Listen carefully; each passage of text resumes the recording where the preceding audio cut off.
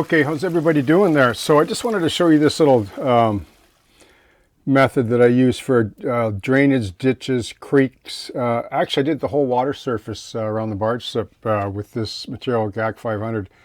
It's by Golden. Again, it's an artist product. It's just another gel that I use. You can pour it quite quick, well, yeah, you can quickly, but thick if you want. It'll go cloudy for a few days, but it'll dry crystal clear if you're just patient. And I find that this has a very nice liquid nature to it, and it doesn't creep like some of the other resins do. And it seeps in really nice into blades of grass and self-levels really well. And it's not toxic. Your brush just cleans up with water. So I've been doing this, this is the third layer now. I just go about 1/8 of an inch to 1/4 inch.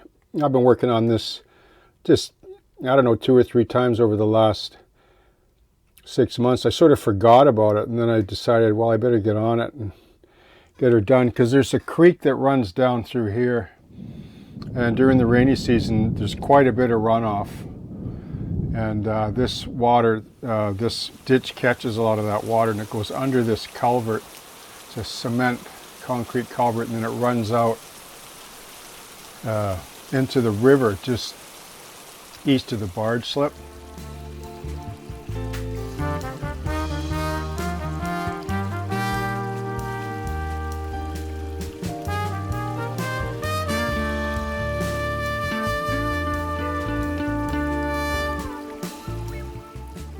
So I've just basically painted it olive, just dark olive green, and then put on 3, 4, 5 coats, depending how deep you want to go. And then on your last coat, you can stipple it with a brush if you want to put a bit of a wind ripple on it. And it's just really nice because it's so easy, right? Like you just open up the tip just like a bottle of paint, and you're in business. You know, there's no mess or anything like that. And you can get into tight spots here. And I'm going to go a little bit thicker than normal here, because and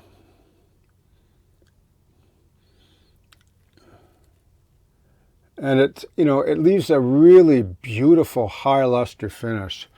Anyway, I'll show you that when it's dry, but that's how easy it is. And you can get it at any art supply store, GAC 500. It's really just it's another derivative of canopy glue or whatever, but it's actually gloss extender for fluid acrylic colors. And it's water-based. You can mix it with water.